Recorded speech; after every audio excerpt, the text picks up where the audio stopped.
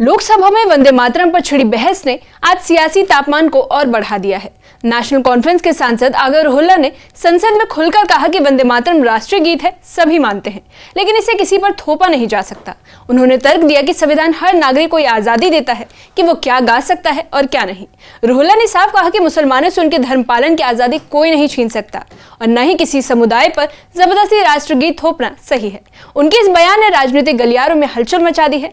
Jammu Kashmir BJP नेता और विधायक आर.एस. पठानिया ने इस बयान को संविधान की भावना के खिलाफ बताया और कहा कि वंदे मातरम के खिलाफ बोलने वालों पर कार्रवाई होनी चाहिए। ये रिपोर्ट देखिए।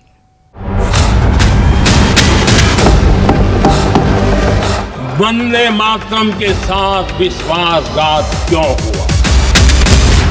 नेहरू जी फिर लिखते हैं, मुझे लगता है कि ये जो बैकग्राउंड है इससे मुस्लिम भड़केंगे। वंदे मातरम को नेशनल सॉन्ग मानते हैं, हम सब मानते हैं, आप गाते हैं, हम नहीं गा सकते हैं, इसकी एक वजह है।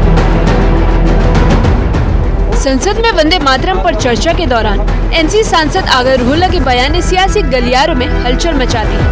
उन्होंने कहा कि वंदे मातरम राष्ट्रीय गीत है और इस पर किसी को ऐतराज नहीं। उन्होंने साफ कहा कि संविधान सबको आस्था और पहचान के अनुसार जीने की आजादी देता है और इस स्वतंत्रता को जबरदस्ती की भावना से नहीं छीना जा सकता। नेशनल सॉन्ग वंदे मातरम पे डिस्कशन हो रहा है सुबह से, और मैं ये समझता हूँ कि इस मुल्क में इस नेशनल सॉन्ग के साथ किसी का ना एतराज़ है, ना कोई दो राय है। एहतराम है हर किसी का इस सॉन्ग को लेके, मगर मसला सिर्फ तब पेश आता है जब जो तकरीरें सुबह से इस तरफ से हुई, बीजेपी की तरफ से और लाइक माइंडेड जो इनकी पार्टीज़ है, जब ये कहा गया कि हिंदुस्तान में रहना है तो वंदे मातरम गाना है। ये कहा गया कि आप तभी इस मुल्क के बाशिंदे हो जब आप ये गाना गाओगे। एतराज़ तब शुरू होता है। सांसद आगर रोहिल्ला ने कहा कि हम वंदे मातरम को मानते हैं पर गा नहीं सकते क्योंकि इसके पीछे धार्मिक कारण है। उनका कहना था कि मुसलमान होने की स्वतंत्रता भी उतनी अहम है जितनी देश की संवैधानिक पहचान। मातरम को नेशनल सॉन्ग मानते हैं, हम सब मानते हैं, आप गाते हैं, हम नहीं गा सकते हैं, इसकी एक वजह है और उस वजह की आज़ादी हमें इस मुल्क के आईन ने ही दी है।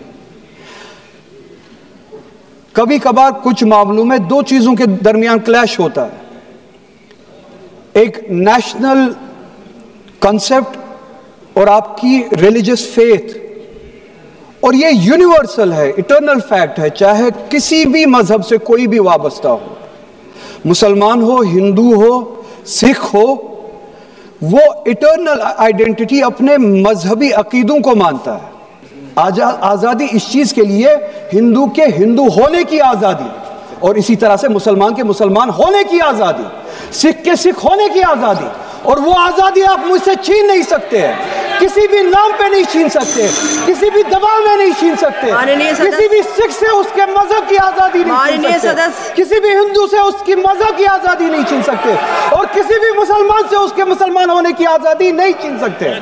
कोई भी दबाव मुझे मजबूर नहीं कर सकता है। आप गाइए और हमें वो आज़ादी दे दीजिए। एनसी सांसद ने यहाँ तक कहा कि मुसलमानों को बलि का बकरा बनाकर शासन की नाकामियां छिपाई जाती हैं। आगर रोहिल्ला ने कहा कि मुसलमानों ने आजादी की लड़ाई में खूब खून बहाया है और अगर संविधान की आजादी बचाने के लिए फिर से लड़ना पड़े तो वे पीछे नहीं हटेंगे।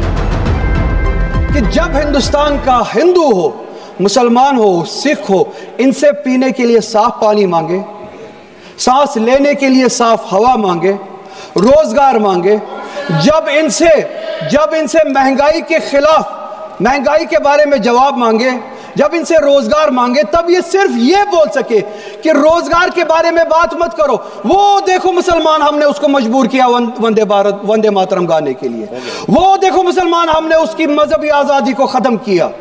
इस आड़ में, मुसलमान को दबाने की आड़ में आप अपनी नालायकी छुपाना चाहते हो और इस मुल्क में राज करना चाहते हो। उसकी कुर्बानी बनाना चाहते हो मुसलमान को, और मुसलमान इस बेगैरती का कुर्बान कभी होगा नहीं। हमने इस मुल्क की आजादी के लिए भी खून दिया है और इस मुल्क में आजादी को बचाने के लिए भी अगर खून देना पड़े हम देंगे। हमने उनके साथ भी लड़ा है, आप जैसों के साथ अगर 1000 साल तक भी लड़ना पड़े हम लड़ेंगे, उसी गैरत से लड़ेंगे। सांसद आगा रोहला के इस बयान पर जम्मू कश्मीर बीजेपी के वरिष्ठ नेता और विधायक आर.एस. पठानिया ने तीखा हमला किया है। उन्होंने कहा कि वंदे मातरम देशभक्ति का प्रतीक है और इसके खिलाफ बोलना संविधान की भावना पर आघात है, जिसके बाद आर.एस. पठानिया ने मांग की कि ऐसे बयानों पर कड़ी कानूनी कार्रवाई होनी चाहिए।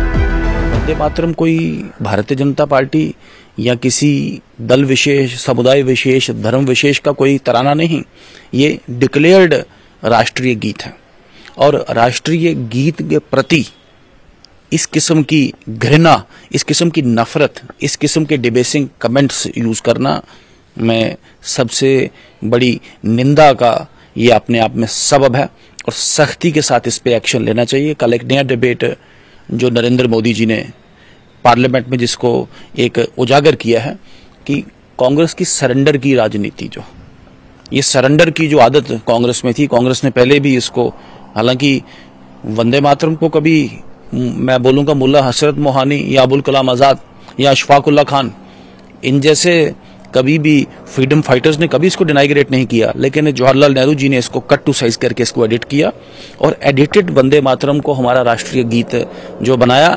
ये बात एडिशन की नहीं है, एक स्टेंजा जाने आने से कोई ज्यादा नहीं होगा, लेकिन कांग्रेस की मानसिकता जिससे पूरा देश आज तक, हम आज भी इसे विभाजन की विभीषिका की पार्टीशंस के जो हॉरर्स हैं उसके नाम से हम आज भी सेलिब्रेट करते हैं। सबसे बड़ा ब्लंडर जो 1947 का पार्टीशन, ये कांग्रेस की जो पॉलिसी ऑफ सरेंडर, जो पॉलिसी ऑफ अपीजमेंट के माध्यम से हुआ है और भारतीय संविधान की उन्होंने शपथ उठाई है और भारत के कौमी तराने, नेशनल सॉन्ग के लिए ऐसी बातें बोलना ना सिर्फ गैर कानूनी, गैर आईनी, गैर संवैधानिक है, बल्कि जिस संविधान की उन्होंने शपथ उठाई है और जिस पोस्ट पे वो अभी बैठे हैं, काबिज हैं, ये उसकी गरिमा को भी तार तार करती है। एक्शन होना चाहिए और सख्त से सख्त कार्रवाई होनी चाहिए। वंदे मातरम पर शुरू हुआ ये विवाद अब राजनीतिक आरोप प्रत्यारोप में बदल चुका है।